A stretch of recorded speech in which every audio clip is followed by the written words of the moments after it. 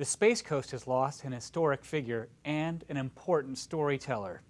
Author and activist Shlomo Fleischmann, a Holocaust survivor, frequently told high school students and community groups about his terrifying capture by the Nazis as a teenager in Czechoslovakia and his daring escape from a labor camp.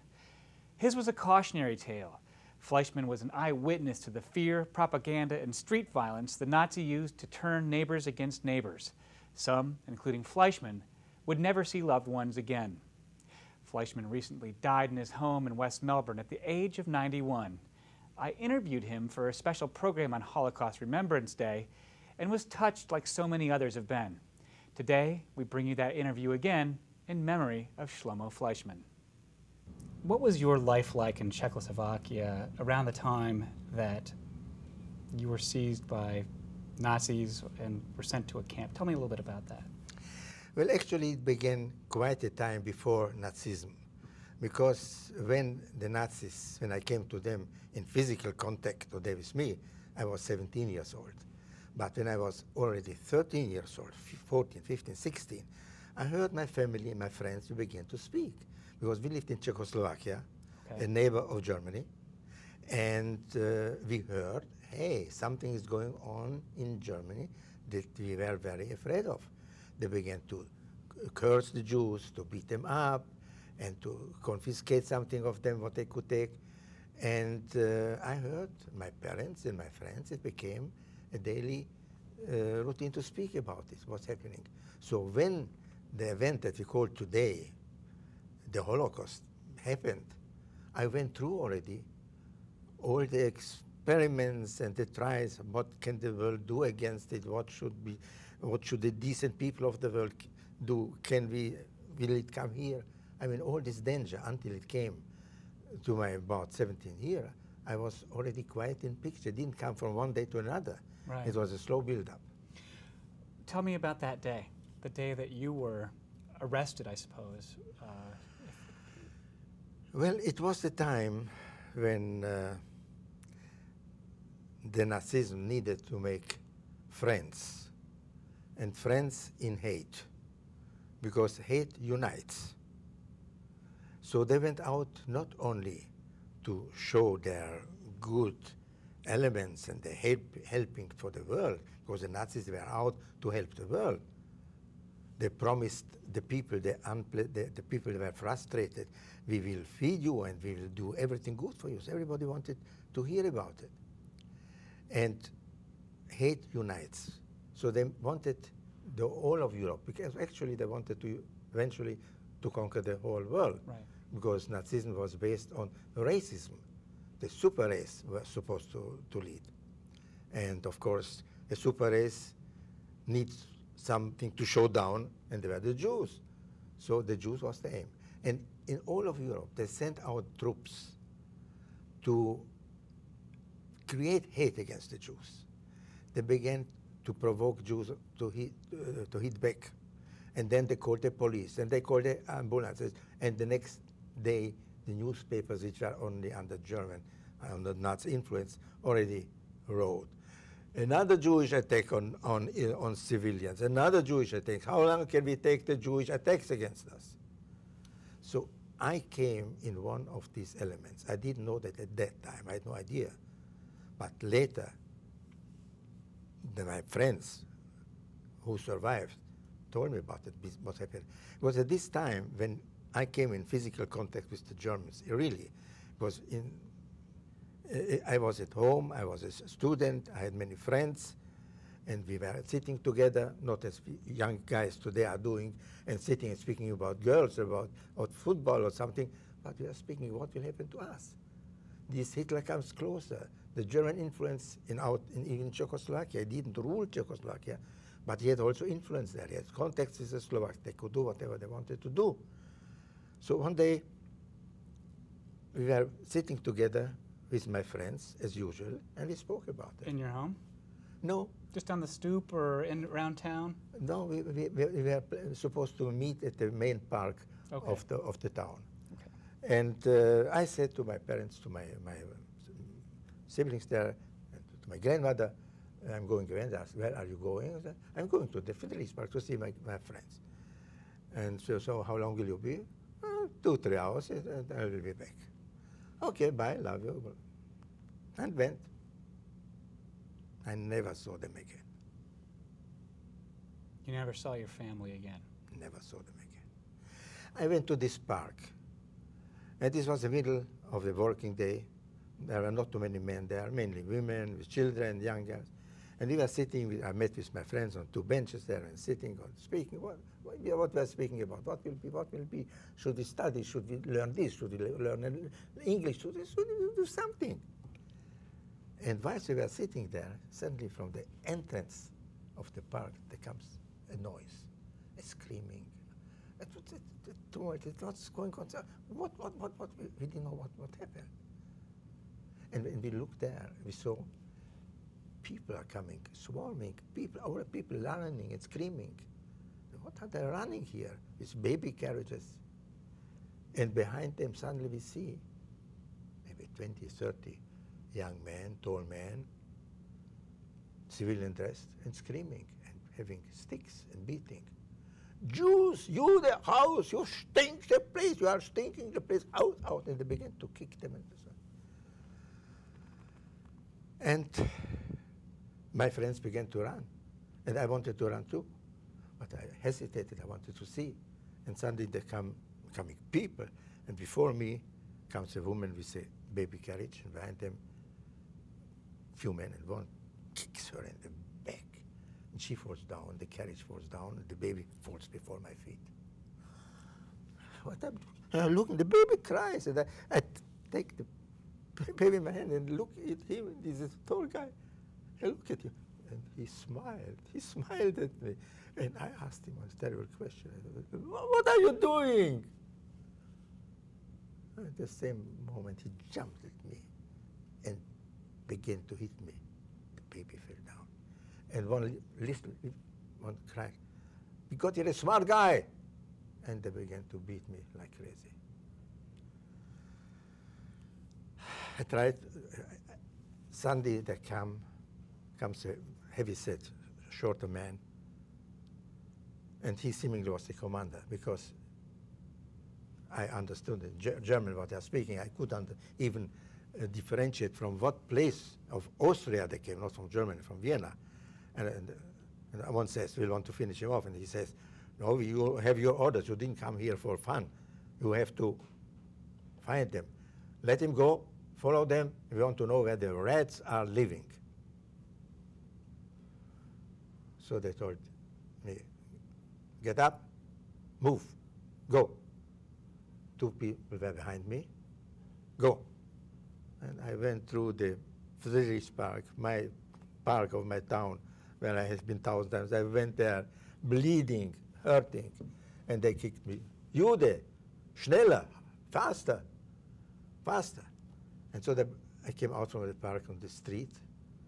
People were watching there, they saw that was going on, and they see a police car coming, a Slovak police car. And I'm running to the police car. 2 policemen were sitting there. I came and said, please help me, help me, help me. And 2 policemen were discussing amongst themselves, what are we going to do? Is it Jew or something like that? And they didn't show any activity to help me, but Mr. Commander, Herr Commander, came running and said, okay, officers, don't worry, everything is okay. And he asked him, what happened? And the commander said, showing on me, he tried to beat us up. He attacked us. Oh, so the police said, okay, so what to do? Don't worry, don't worry. Made a sign, a truck came, big truck. The 2 lifted me up like a sack of potatoes and throw me on the truck. And I fell on bodies, on screaming bodies.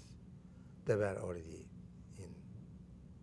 People who had been beaten, rounded up, and were now on their way to someplace else. Exactly. So you were sent to a labor camp. This car took us the whole day, and early in the morning, we went up the mountains of Slovakia, and about 5, I don't know what time, they said us to get out. And there was a camp There were a few barracks at the time. It was a new camp, just they began to build it. We spent there the night, in the morning, out, early in the morning. It was cold in the mountains. We shivered. We had nothing to wear on. We had to line up like soldiers. And somebody came out and told us that we have to stand in like soldiers. And then we stood like this, and we didn't know what was going on. All the way behind us and before us, the guardian with the black suit up and out. We couldn't move. And then Mr. Commander comes out, black uniform, white gloves, very elegant, and comes through with a smile, and he's inspecting his troops. And he tells us that they have to stand straight, and that attention, and on one hand he thought he will teach us, and suddenly one guy was standing there, bent over, and he stood at him and looked at him. How do you stand here? Why don't you stand straight like all the other your friends stand here? And he said, Commander, he began to speak in German in a broken, Herr Commander, I don't feel good, I'm in pain. Oh my God, you are in pain, really, you are in pain? Yeah, in pain. Where does it hurt? Oh, here, right now. Oh, I don't want anybody to have your hand in my camp, I will take care. He made like this, gave a signal. Two guys came, took the poor guy under his arm, took him against the barrack, and we heard poof, poof. And the guys came back and saluted, mission accomplished. And then their commander turned around and looked at us with this nice smile. Anybody else has pain today? So nobody had pain any time anymore. How long were you in that camp? It was about 3 months. 3 months? I cannot tell you exactly. We were sent into the forest because we built up new barracks. We had their instructors who told us how to build the barracks, and we worked from morning to evening. And food, it was black water called coffee and hard bread, but we had to do it. And if somebody they didn't even bother to eat, we had to have our comrades. Did you know while you were in this labor camp that there were other camps that were extermination camps? At that time, there didn't exist extermination I see. camps. It was at the beginning of the war. But so then you escaped. How did you get out of the labor camp? This happened. It was about after 3 months, and I stood and worked behind that pile of timber there. And there was a guard there, and suddenly there was a commotion on the other end of the camp working. It was not in the camp, it was in the forest. We had to go every day out to the forest, and at night we came back. And there was a commotion, and I don't know what happened there. I never knew. There was screaming and shooting, and something went on.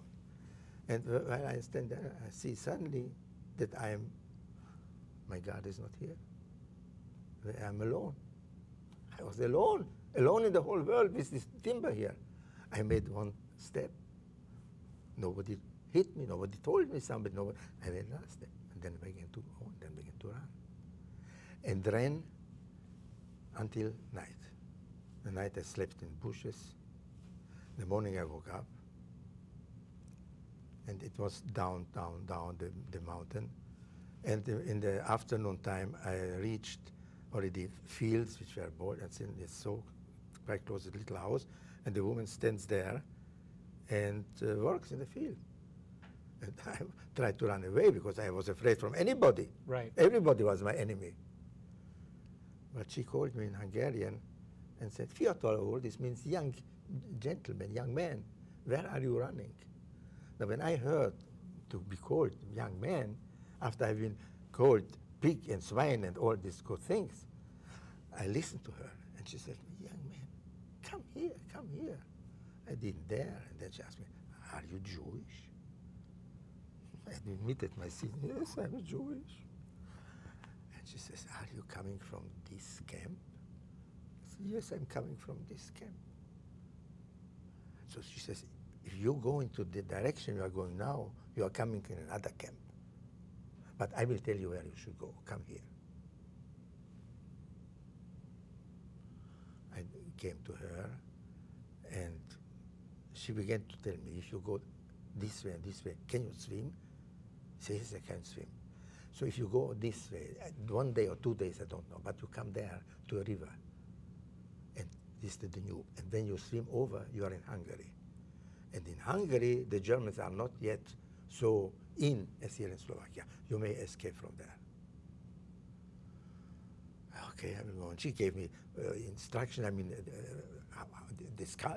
at night I should see the stars, and this, I don't know, but she gave me instruction where to go. And then she told me, come, young man, are you hungry? I was hungry. Come, I give you something to eat. And she gave me some food, and extra, and gave it to me. And I bent down. I wanted to kiss her hands, and I saw she had here a big black cross. And this was for me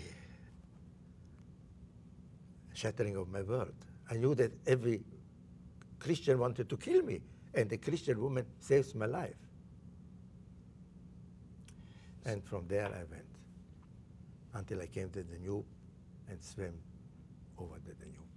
So you were out, and where did you spend the remainder of the war in Hungary? Did you? I arrived there. On the other side, it was a village. Mm-hmm. People looked at me. You cannot imagine how I must have looked. I have no mirror how I looked. After 3 months, the same clothing as I left home. Mm-hmm. And soon a policeman came, looked at me also. And I said, what are you doing here? Where are you? Where are you? I spoke, of course, Hungarian, and I told him, I came from there. Where are you coming from? From over the river. Do you have a passport? No, I have no passport.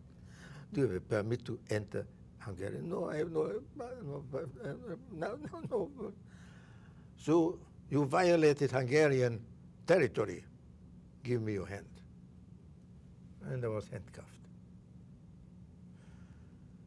They kept me there in some room for a day or two, and then I was brought to Budapest and was put into a prison, into a real good prison. Only criminals were there, until I saw that there was also another part for refugees. There were refugees that tried to come from Slovakia, from Hungary, from Romania, to Hungary, and they were sent back because they tried to escape from the places which were the worst at that time. So, but some of them are not sent back, but taken into the camp, into a, and they also brought me there. It was a prison practically, and there I stayed about 2-3 weeks, and then a man came in with a beard, a Jew, and said, here, I heard there are some Jews and some young people. I can get you out from here. Are you willing to go to, but it is an illegal trip, you have to know, that's not simple. But do you want to go to Palestine? I see. I want to go to Palestine. I'm going anywhere, but for Palestine, of course I go. A week later, we were let go and brought to a ship in the Danube and put there. And then my illegal trip began. And I don't mean to shorten the story, but you went on to help fight for the establishment of Israel, and I want to ask you, do you know what happened to your family?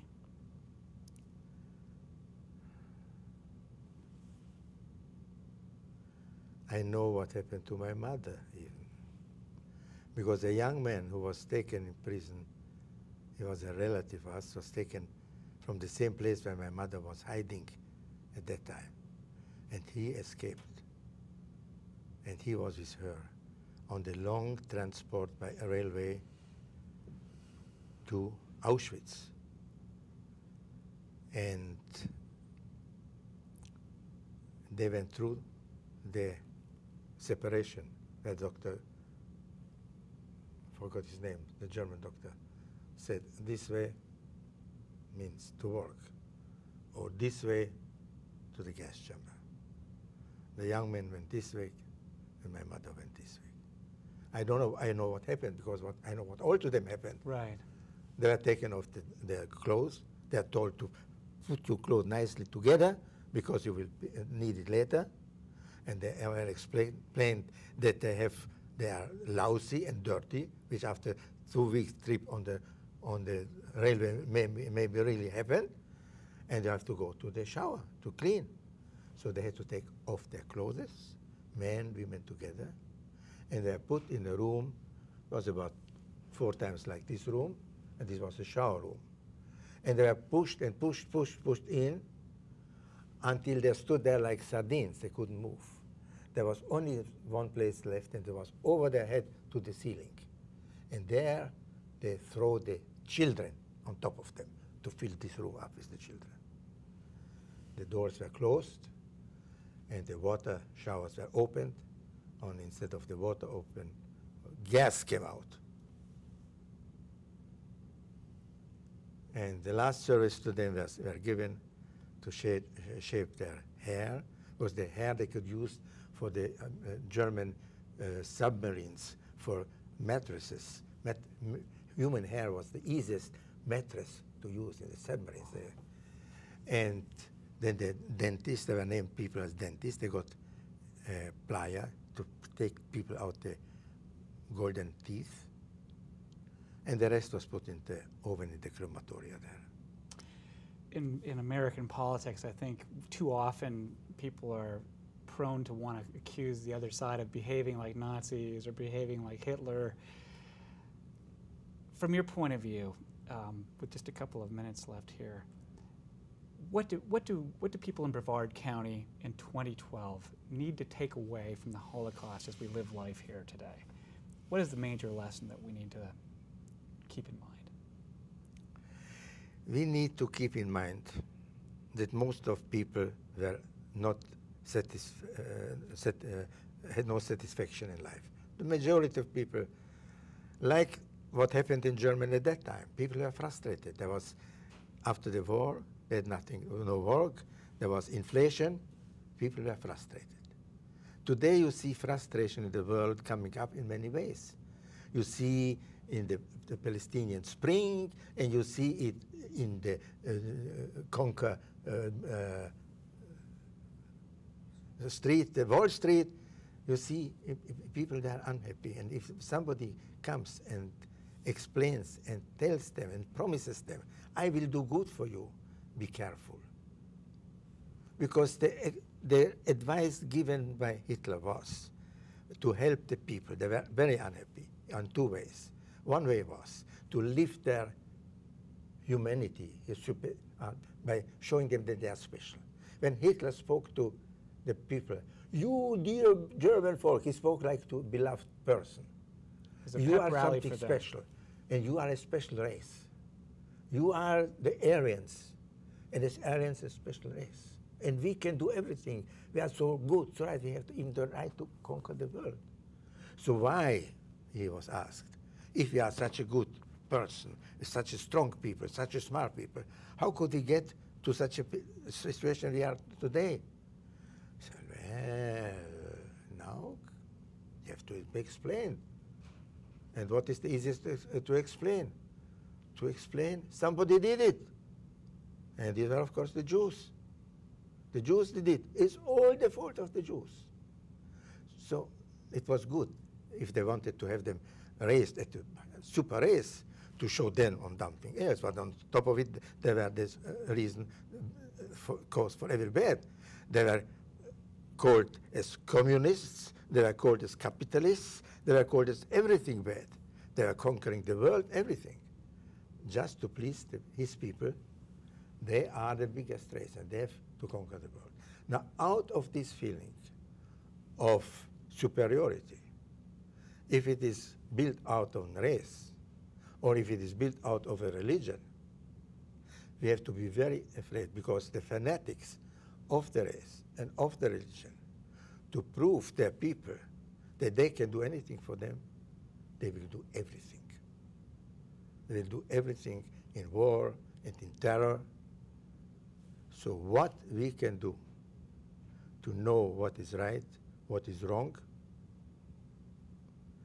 and if there is someone who tries to bring in these ideologies, the killing ideologies, and based on it to repair the world, don't let them go further.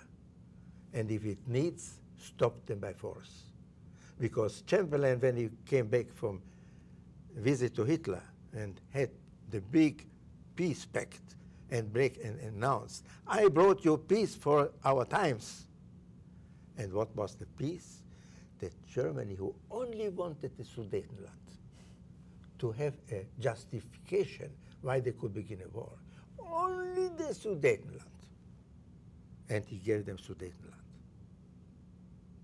And the war broke out. And 50, 60 millions had to pay the price, except of the 6 million Jews.